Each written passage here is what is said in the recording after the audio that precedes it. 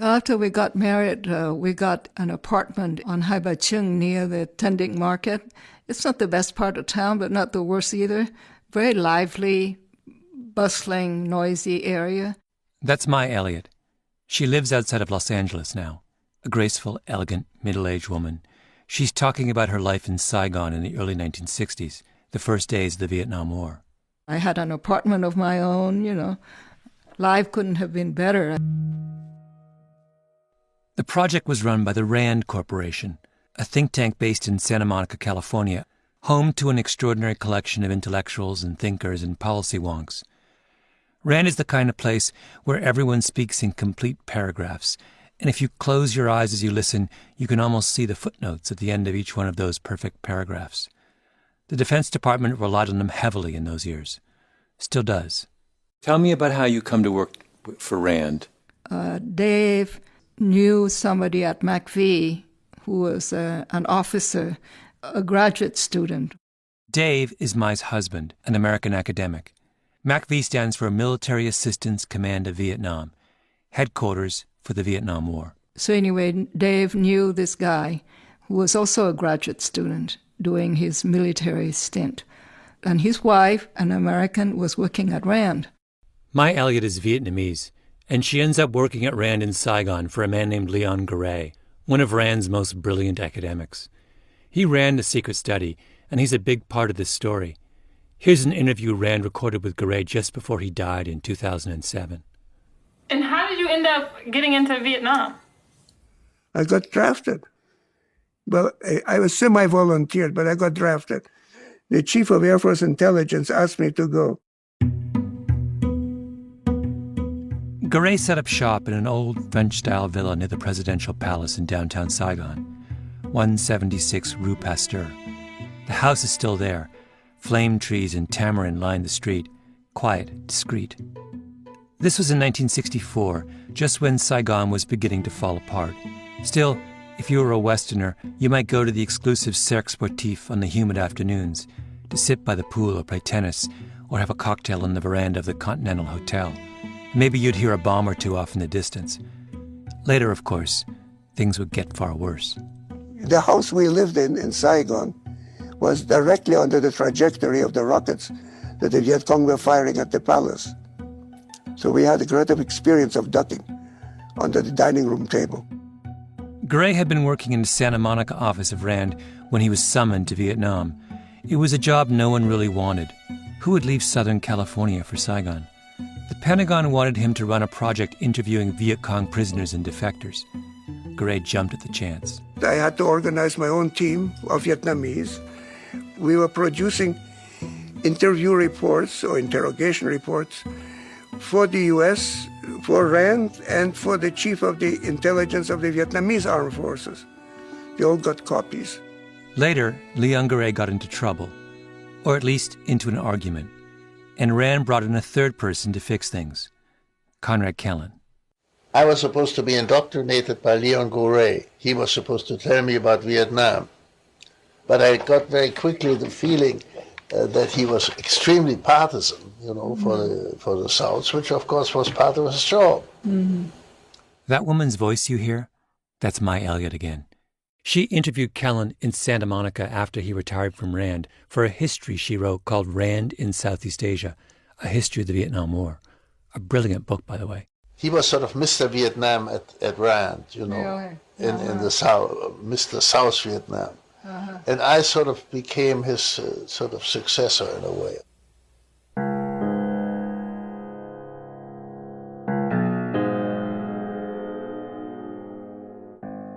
The story that follows is about these three people, Mai Elliott, Leon Garay, Conrad Kellen, and how their lives intersected over a minor and forgotten episode in the Vietnam War called the Viet Cong Motivation and Morale Project.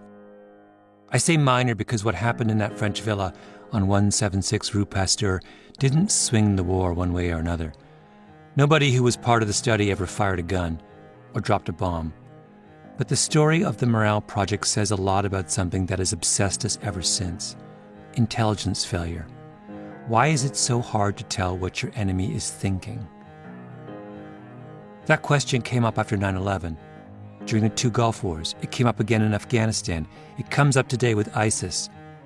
And every time we get it wrong, every time our enemies take us by surprise, we always say, if only we knew more about them. If only we had more information about our adversaries. More spies on the ground. More satellite images. More intercepted communications. More of everything. Do you know how many federal government organizations there are just devoted to counterterrorism? 1,271. And another 1,931 private companies. Do you know how many Americans hold top-secret security clearances? 854,000.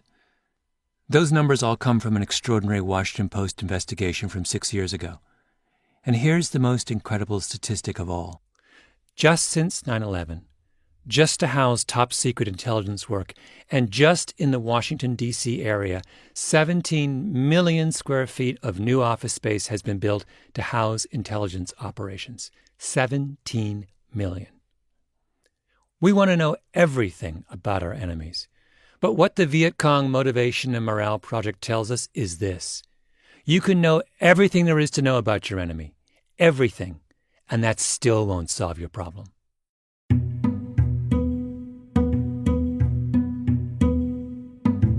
Vietnam was a French colony from 1887 until 1954. Then the French lost control of the country. It was split in half. Communists took over the north. An American-backed regime came into power in the south. Over the next decade, conditions inside South Vietnam slowly deteriorated. The government was unpopular. There were protests in the streets, a military coup. And the North Vietnamese started sending guerrillas, known as the Viet Cong, over the border to try and recruit South Vietnamese to their cause. That's why the Vietnam War, at least U.S. involvement there, starts in the early 1960s, because the United States feels compelled to help the South turn back the Viet Cong. Wars are usually about territory. Country X invades country Y, country Y fights back. But this is a weird kind of war. The U.S. and the South Vietnamese have no intention of invading the North. They decide instead that they'll just bomb the North Vietnamese until they give up, until they realize that exporting guerrillas over the border isn't worth it. The Vietnam War is a war of persuasion, a crude kind of persuasion. The goal is to break the other side's will. The new theory is that revolutionary development may look good on paper, but nothing pacifies quite like old-fashioned military might. An allied force of more than 8,000 men today tightened its hold on the Batangan Peninsula on South Vietnam's central coast. But if your goal is to break someone's will, how do you know if your strategy's working? In the early 1960s, when the U.S. first starts sending troops to fight the Viet Cong, there was a problem. No one knew anything about the Viet Cong. Almost no one at the Pentagon or the State Department even spoke Vietnamese. The special advisor to the American general in South Vietnam at the time was an Australian called Colonel Sarong. And you know what he said? I'll quote him directly. "These people are simply what we call in many countries juvenile delinquents." That's the best he could offer in terms of intelligence about the Viet Cong. So what do you do if you're bombing someone you know nothing about, and you want to know how this unknown person feels? You call in the Rand Corporation. So Rand rents the villa on Rue Pasteur and brings in Leon Garay to run the show. Garay was Russian by birth. His family history was remarkable. His parents were Mensheviks. The Mensheviks were the socialist moderates who split off from Lenin during the Bolshevik Revolution. They were in Russia during the revolution. This is Leon Garay's son, Daniel. He's a national security and policy expert with the Lexington Institute in Arlington, Virginia. They participated in the revolution. In fact, my grandparents met in prison. My grandmother used to smoke unfiltered cigarettes in a little holder, and she would, cut them in half. They were living in Moscow? They were in Moscow. Yeah. They were in Moscow, and they were, fighting the system. My grandfather ran an illegal printing press and the whole thing. In 1922, just after Leon is born, the Garays are kicked out of the country. They ended up next in Berlin. And in 1933, they shut the doors, locked the building up, and left. Just walked away and went to Paris. And then they got out of Paris on the same train that Humphrey Bogart did in Casablanca, heading south. And meandered south, went through Spain to Portugal, and then got to the U.S. after that. So they stayed one step ahead of the tide of evil for about almost 20 years. Wow. Yeah. Which of the Bolsheviks he must have known some of them personally? Oh, he knew all of them personally. They knew Trotsky, they knew Lenin, they knew Stalin, they knew the whole crowd. Man, you're leftist royalty. Yeah, well, yeah, right. The Garets end up in New York City, 96th and Broadway, deep in the world of Eastern European emigres. Leon serves in the army, fights in the Battle of the Bulge, and ends up in counterintelligence. How do you think the refugee experience shaped your father? Number of ways. I think the overriding one was we've retreated this far and no farther. So it was a view of sort of America, not just a city on the hill, but there's nowhere left to retreat to. The country needs to be truly defended. He got a home, he got a country, he got acceptance. All of that was terribly, terribly important. So this is who Rand puts in charge of the Vietnam operation. Leon Garay, a patriot, in the way that only an immigrant can be a patriot. He was suave. He was very charming. He had a great sense of humor, very articulate, energetic, enthusiastic. So personally, I liked him. The only thing I didn't like about him was the fact that he was a great ladies' man, and there were a lot of rumors about that. But as a person, I liked him. Garay spoke German, Russian, French, all fluently. Big, thick head of black hair, that amazing accent.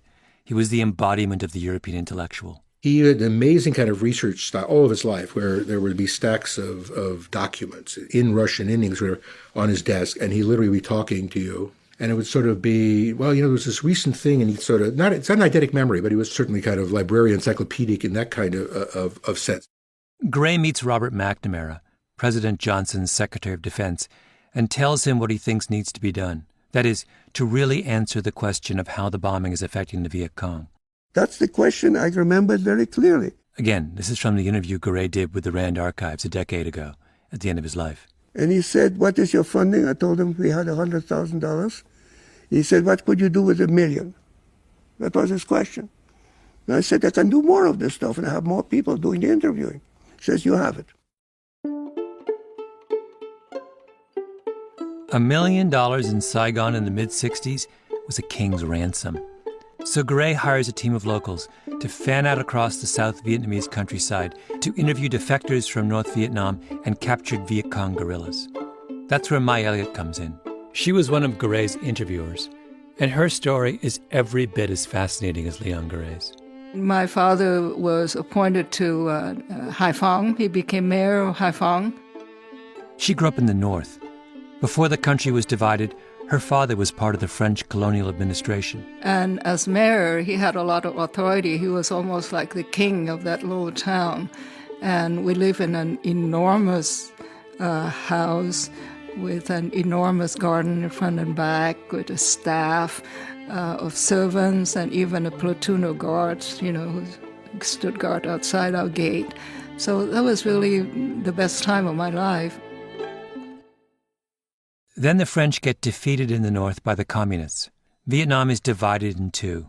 It happened so suddenly. We just packed up and left everything, and we lost everything. So when it happened, we were in a panic. We didn't know what to do. My father had, of course, collaborated with the French. I didn't know, I didn't understand a thing, but my father was afraid that the communists would come in and kill him.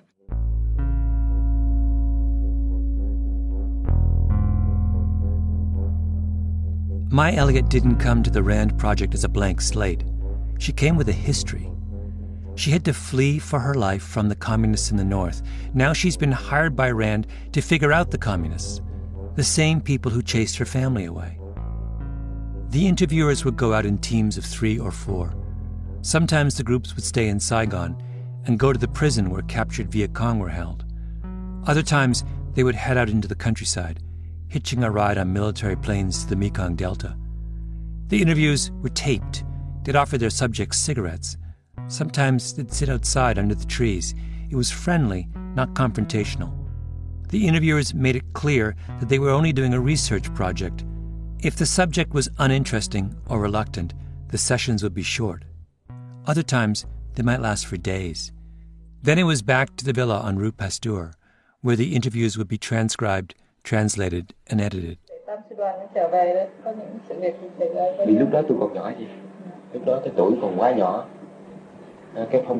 That's my Elliot in the central Mekong Delta, interviewing a former company commander for the 261st Battalion of the North Vietnamese Army. There was a lot of questions about bombing. What weapons do you fear the most? What had the most effect on your unit and your operations? And with the North Vietnamese who infiltrated into the South, tell us about conditions. You march from the North to the South. Were there bombings, along the way? Things like that. The Morale Project would eventually produce 62,000 pages of transcripts, interviews with captured Viet Cong and others. 62,000 pages. This isn't some focus group conducted by a PR firm where a few dozen people are interviewed for an hour. This is one of the most extraordinary, encyclopedic, detailed portraits of an enemy ever created. Remember, no one in Washington really knew anything about Vietnam in the early 1960s. Now there was $1 million operation on the Rue Pasteur painting a living, breathing portrait of the other side. This stuff was gold. Garay takes the results and makes the rounds. His favorite statistic was this. When RAND started its study, 65% of defectors and prisoners believed the Viet Cong could win. After a year of heavy U.S. bombing, that number was down to 20%. The enemy was on the ropes. Garay briefs the Air Force, Army, U.S. Embassy, then off to Honolulu to the headquarters of the Army of the Pacific, RAND in Santa Monica, Washington, D.C. to the Pentagon and to the White House.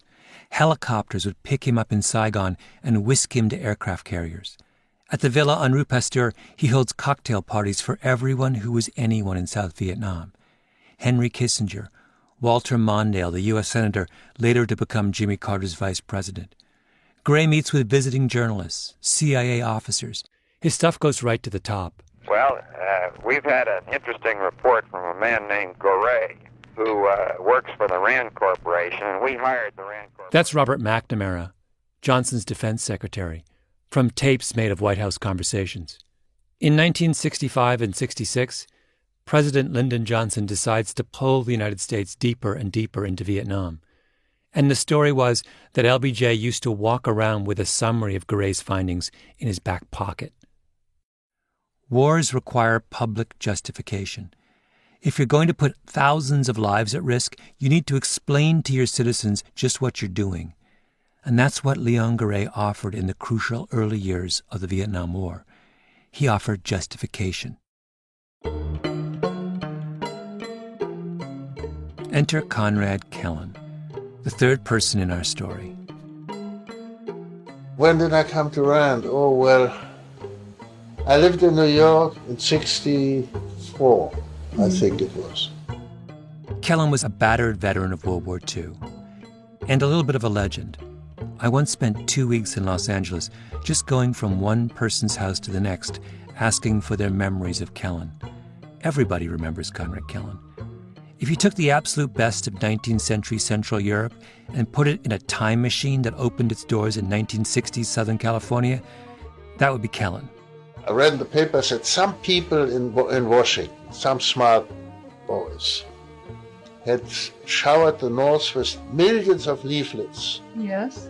In which they had told the Vietnamese they should lay down their arms because we were good people and their leaders were bad people, the ordinary nonsense. And they should stop fighting the war. Kellen served in U.S. Army intelligence in the Second World War, specializing in psychological warfare. So later, when he reads how the U.S. was using leaflets in Vietnam, he gets angry. We're doing it all wrong. And so I wrote a letter to the New York Times and said it was obvious nonsense to shower large numbers of soldiers with a leaflet saying, stop that war. Soldiers don't stop wars. Soldiers don't begin wars and soldiers don't stop wars. So if you want to stop a war, you have to do it differently, you know. So I got a call from the Rand people, and they wanted me to come and be part of their system, and I said okay. So I came to America, came to Los Angeles. Kellen grew up in Berlin, wealthy, cultured. His father owned a big brewery. His full name was Katzenelnbogen, and the Katzenelnbogens were one of the great Jewish families of Europe. But when Hitler came to power, Kellen packed his bags. He said later that he knew on some instinctive level that things would not end well for the Jews in Germany. He goes to Paris, becomes friends with the French writer Jean Cocteau. His life is full of moments like this. He gets on a boat to America and meets the mobster Dutch Schultz, who offers him a job. He arrives in New York and works for the legendary investor Benjamin Graham, who was the mentor of Warren Buffett. He goes to California and is the private secretary of the Nobel Prize-winning novelist Thomas Mann. Kellen was impossibly handsome, dashing, over 6 feet tall. He was an expert in golf, handwriting analysis, and Ferraris. Both his sisters earned PhDs from Berkeley, one in chemistry, the other in biology. His brother escapes from Nazi Germany, lands in New York, and if you go online and look up the assets of his personal foundation, it's $665 million. His stepmother was painted by Renoir, a family friend. He was cousins with Einstein.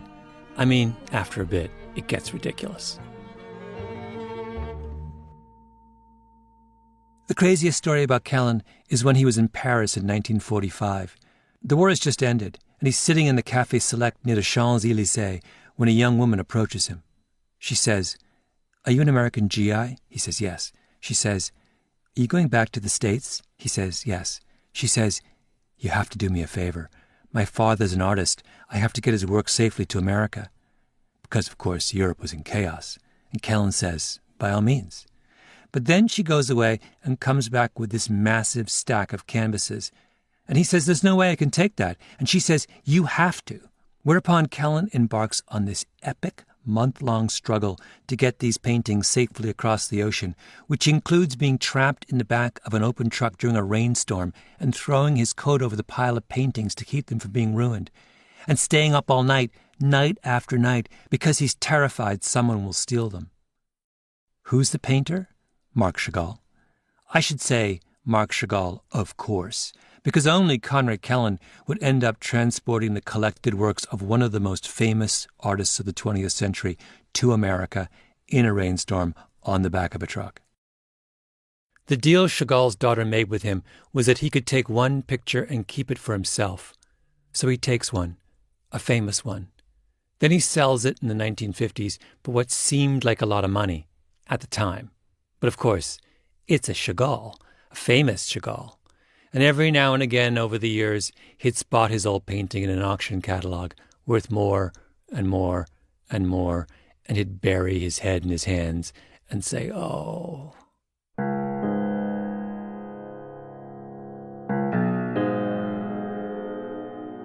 By late 1966, when Conrad Kellen gets to Rand, the place is in turmoil. The Vietnam War has split its ranks down the middle. This is the think tank that the Pentagon has been relying on to make sense of the war, but there's a group inside Rand that believes the war is a terrible mistake. I don't know if you remember the story of the Pentagon Papers. This was the secret 47-volume study of U.S. political and military involvement in the Vietnam War. It was commissioned by the Pentagon. The Pentagon Papers showed that the White House had been misleading Congress and the American people for years about how well the war was going. A copy of the Pentagon Papers was famously leaked to the New York Times in 1971 by Daniel Ellsberg. Ellsberg's leak was really the beginning of the end of public support for the war. And who was Ellsberg? An employee of Rand. And where did he get his copy of the Pentagon Papers? He took it from the safe at Rand. And guess who was one of Ellsberg's best friends and confidants at Rand? Conrad Kellen, of course, as always, in the thick of things. But the moment we're talking about is well before the Pentagon Papers controversy. It's at the beginning of the divisions within Rand, 1965-66. Rand is a place that prides itself on objectivity and rigor. Everything is checked and double-checked and fact-checked and reviewed in-house before it's released. But the Rand brass is beginning to worry that when Leon Garay gets whisked by helicopter to aircraft carriers or huddles with generals at his cocktail parties at the villa on Rue Pasteur, he's bypassing all that. They worry that he's gone rogue. So they bring in Conrad Kellen to be a second set of eyes. Kellen comes in and reads 1,000 of the Viet Cong interviews. Remember, many of these interviews ran to 15 or 20 single-space type pages. It's a huge amount of work. And Kellen decides Garay has it all wrong. The Viet Cong are not crumbling. On the contrary. Here's Kellen again from his interview with Mai Elliott. I could see from the interviews that we were not going to win this war. That was my conclusion. I was one of the very few people at Rand who had that idea, and most of them were gung-ho. They were going, and they couldn't understand. To this day, they don't understand how a nation with 2 million soldiers, battleships, airplanes cannot win over Vietnam. So here we have two men, two sophisticated European intellectuals with access to the richest trove of intelligence in the entire war. Garay goes first and says, "We're winning." Kellen comes along, looks at exactly the same evidence and says, "We're never going to win." Then there's Mai Elliott. If Garay is at the villa on Rue Pasteur and Kellen is back in Santa Monica, Elliott is actually in the field, in the jungles and villages, talking to actual defectors and Viet Cong guerrillas. And what does she think will happen? She doesn't know. She's confused. I walked into this cell, and I didn't know what to expect. And then in walked this man, middle-aged, very briskly, and he looked, like a man of authority. And he stopped dead in his tracks. Elliott is talking about an early interview she did that had a huge impact on her, that she never forgot. You have to remember what I looked like at the time. I was young, I was dressed in Western clothes, and I didn't look like the military interrogators he had seen. So he was surprised to see me, and he was kind of guarded, suspicious. He didn't know what to expect. And I was afraid. I didn't know what was going to happen because I had grown up believing that the communists were bloodthirsty. They started to talk, and gradually he relaxed and she relaxed. I had never met a communist before, face to face. So my curiosity just took over, and I just asked him a lot of questions about him and his family and his background and his beliefs. And he had devoted his whole life to fighting the French, and now he was fighting the Americans. And he seemed to have a lot of integrity. And what effect did listening to him have on you? Well, it really confused me because I had believed that the communists were sort of like thugs. We call them đầu trâu mặt ngựa, meaning thugs. And what's the literal translation of that? Đầu trâu mình ngựa, the head of a buffalo and the body of a horse. So somebody who's not, quite human, a thug. What the captured Viet Cong officers said was straightforward. The intelligence was straightforward. But Mai Elliott's reaction was anything but straightforward. And so I left with more questions than answers, and I began to see that the picture was not black and white like I had believed at the beginning. But then Elliott says something crucial. She says it didn't change her mind. She saw the evidence with her own eyes. She did the interview with the general, but it wasn't enough. Remember her circumstances. She comes from a family of privilege, and the rise of the communists in the North takes all that away. They end up living in a little hut in Saigon. The Viet Cong is not some abstract force. They were a personal threat to her family. I think for people whose backs were against the wall and who thought that their survival depended on the communists not winning, then seeing the evidence doesn't mean that you change your mind. Seeing the evidence doesn't mean that you change your mind. seeing the evidence just increases your fear, because you fear that, that the communists would win and it would be the end of you and your family. And you don't want to face it, you don't want to think about it.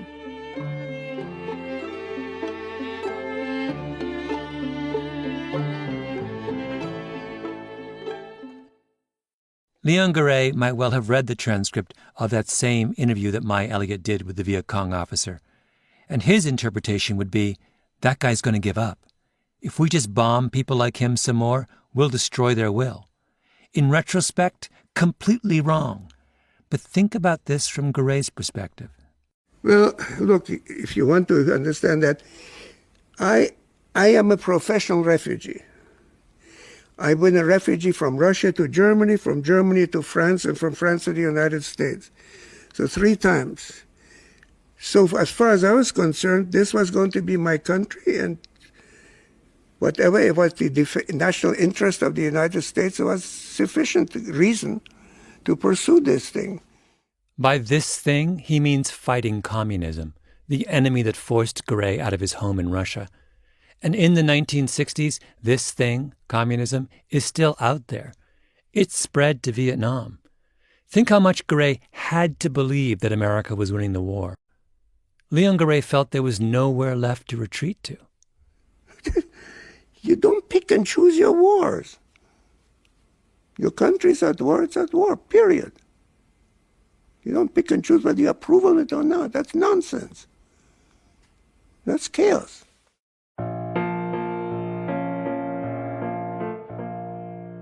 There's a moment in My Elliott's interview with Conrad Kellen where he talks about Garay, about what it means to be a refugee.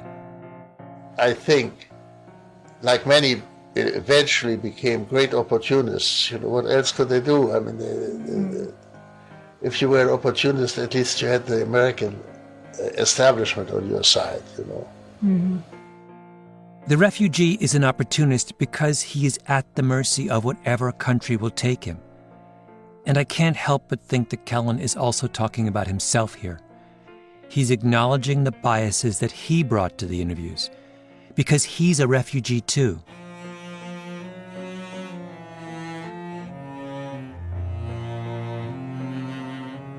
He escaped from the Nazis. He witnessed the destruction of everything he once knew, his home, his community, his family, his privilege. How can that not scar you? At one point, Kellen explains to Elliott why he never actually traveled to Vietnam, even though he was working on a project about Vietnam. I was not going to Vietnam because one war was enough for me. I didn't want to have 2 wars. Uh-huh. One war was enough for me. I imagine Kellen read that same interview Elliott did, the one with the Viet Cong officer. Kellen sees the man's determination, and when he thinks about that resolve through the prism of his own experience, he realizes, I can't match that. Not anymore. One war was enough for me. Over and again in his interview with My Elliott, Kellen comes back to this. War wasn't some conceptual abstraction for him. It wasn't an intellectual question like it was for so many at Rand. It was real. He lived through it. There were an awful lot of civilians around in this whole thing, in this whole Vietnam thing, who talked about casualties, for instance, casualties. They didn't give a damn about anything. If somebody came back and said, we took such and such a place with, I don't know, 50, 60 casualties. Well, a casualty is not a dead person. A casualty is something theoretical for these people.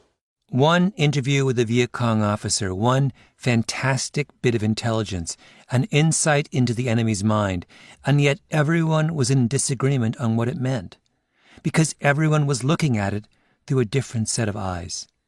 That's why intelligence failures happen. It's not because someone screws up, or is stupid, or lazy. It's because the people who make sense of intelligence are human beings, with their own histories and biases. So what happens to the 3 people in our story? Garay gets recalled from Vietnam in April of 1967. Clearly, Rand asked me to stop going there. To stop going to Vietnam. to return to Santa Monica. I went back, and then I was told that my presence was an embarrassment. I don't know why.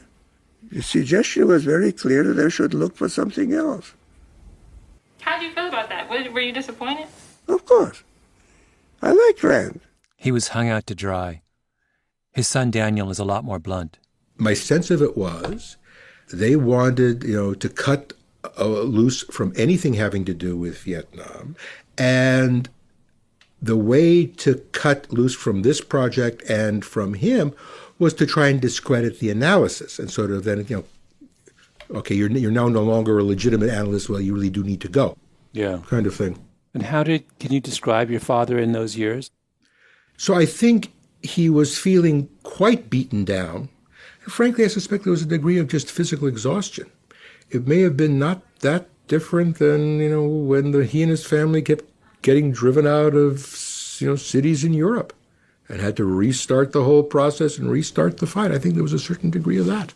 Garay eventually moves to Florida, takes a post at the University of Miami, fights the Cold War from Coral Gables.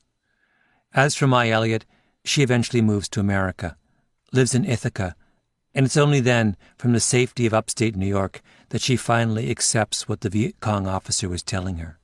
I wish it would have been easier for me to come to that conclusion earlier, because it was just years of agonizing and being ambiguous.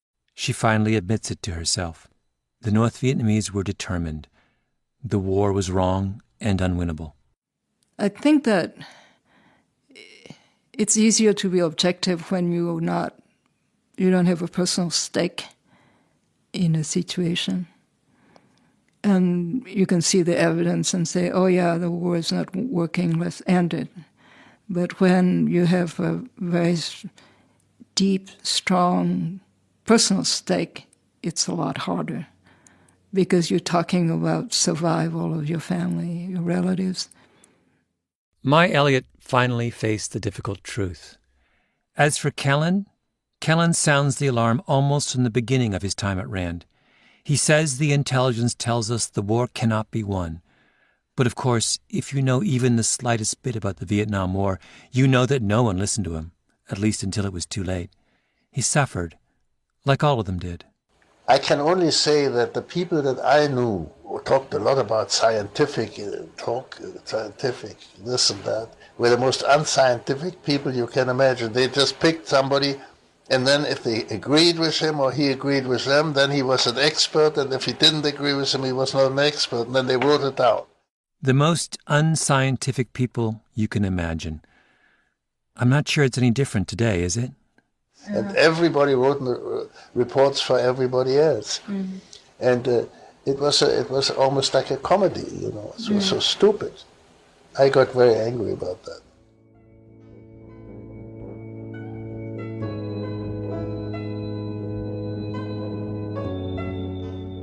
Kellen died in 2007, and not long ago I went to see his wife in that same house up in the hills. His daughters were there as well. They talked about how the Second World War never left him. He had terrible memories, and at the very end of his life, all those memories came back with a vengeance.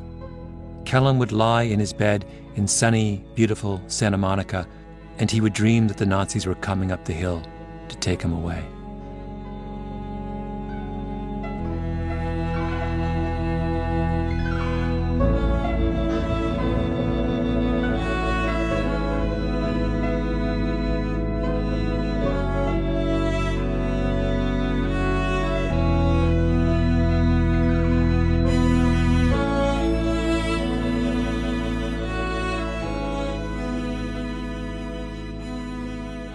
You've been listening to Revisionist History.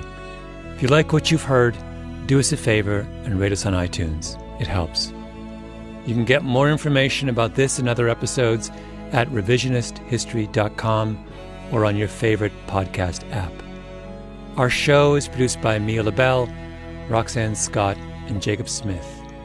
Our editor is Julia Barton. Music is composed by Luis Guerra and Taka Yasuzawa. Flan Williams is our engineer, and our fact-checker is Michelle Soraka. Panoply Management Team, Laura Mayer, Andy Bowers, and Jacob Weisberg. I'm Malcolm Gladwell.